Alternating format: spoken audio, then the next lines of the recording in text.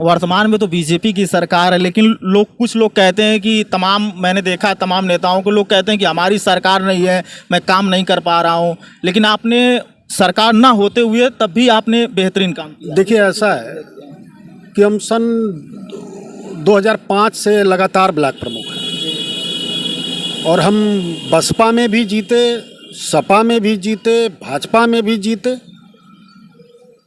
तो दल का सवाल नहीं है, लोगों का प्यार है जो हमारे साथ है और इसलिए लगातार हम बने हुए हैं और ईमानदारी से क्षेत्र की जनता के लिए और अपने खासकर जो हमारे प्रधान जी हैं उनके लिए, क्षेत्र पंचायत के सदस्यों के लिए हम समर्पित रहते हैं और जो भी योजनाएं हैं उसको लागू करने का पूरा प्रयास करते हैं। आने वाला चुनाव किस तरीके से आप अपनी तैयारी देखते हैं? जनता के बीच जाएंगे, क्या मुद्दे होंगे आपके?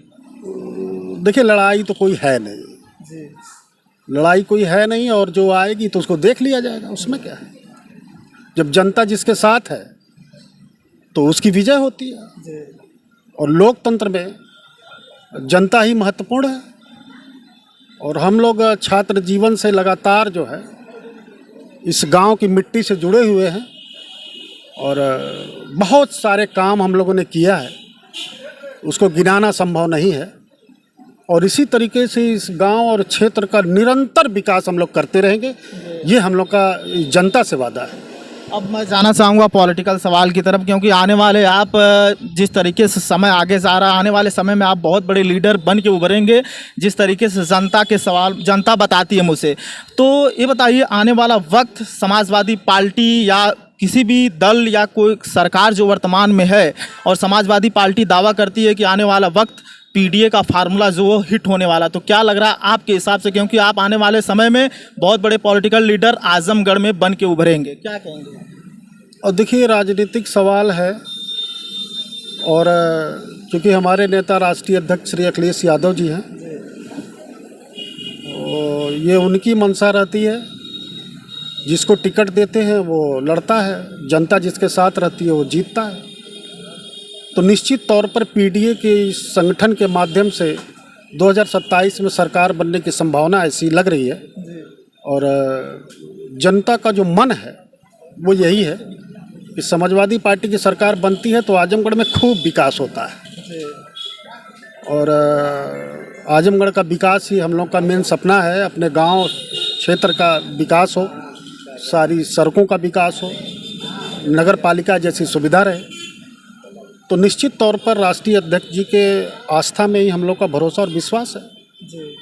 एक आखिरी सवाल, आजमगढ़ में आदरणीय अखिलेश यादव ने जिस तरीके से भवन बनवाया, उसको पीडीए भवन का उन्होंने नाम दिया है, लेकिन बीजेपी कह रही है कि ये पीडीए भवन बनवाने से आप आजमगढ़ में कुछ कर नहीं पाएंगे, जीतने की स्थिति में आप है नहीं। बीजेपी के लगातार तमाम बड़े नेता, टॉप लीडर कह रही है। और देखिए, कौन क्या कह रहा है इसके विषय पर तो हमारा कोई कंट्रोल है नहीं, लेकिन ये है कि समाजवादी पार्टी की सरकार नहीं है और आजमगढ़ में 10 के 10 सीटों पर समाजवादी पार्टी के विधायक हैं, लोकसभा के सांसद हैं। तो ये जनता का प्यार है, जनता जिसके साथ रहेगी सरकार उसी की बनेगी। अच्छा, जब लोकसभा चुनाव चल रहा था 2024 का, तो आपने आदरणीय धर्मेंद्र यादव जी के लिए जमकर प्रचार किया, मैंने देखा तमाम हर जगह क्षेत्रों में आप जा रहे थे। तो क्या आने वाला वक्त 27 में इसी तरह पूरी तरीके से आजमगढ़ के तमाम बड़े नेता मिलकर साथ नजर आएंगे क्या? देखिए, हम लोग नेताजी के साथ रहे, उनको जिताया गया। राष्ट्रीय अध्यक्ष जी श्री अखिलेश यादव जी को हम लोगों ने वोट दिया, उनको जिताया गया, सांसद बनाया गया और हम लोग निष्ठावान कार्यकर्ता हैं। तो समाजवादी पार्टी से जिसको भी टिकट मिलता है उसको हम लोग जिता करके जो है लखनऊ और दिल्ली भेजने का प्रयास करते हैं। हाँ, यही हमारा काम है। अच्छा, जिस तरीके से लगातार लोकसभा और विधानसभा में प्रोटेस्ट चल रहा है, जिस तरीके से ऑटो चोरी की मामले के जिस तरीके को उठा रहे हैं विपक्ष के नेता, तो क्या लग रहा है कि आपको लग रहा है कि कहीं ना कहीं ऑटो की जनता के जो वोट है उसको चोरी किया जा रहा है सच में, या जिस तरीके आपको क्या लगता है, आपकी सोच क्या है इसके बारे में? अब ये हमारे ये सवाल बड़ा है, तो ये सवाल राष्ट्रीय मुद्दा है और हम लोग ब्लॉक के और इस विधानसभा के छोटे से कार्यकर्ता हैं। यार सर, इतने बड़े आप आने वाले वक्त में लीडर हैं और आप समाजवादी पार्टी के, इस समय क्या होगा क्या नहीं होगा ये तो जनता तय करेगी।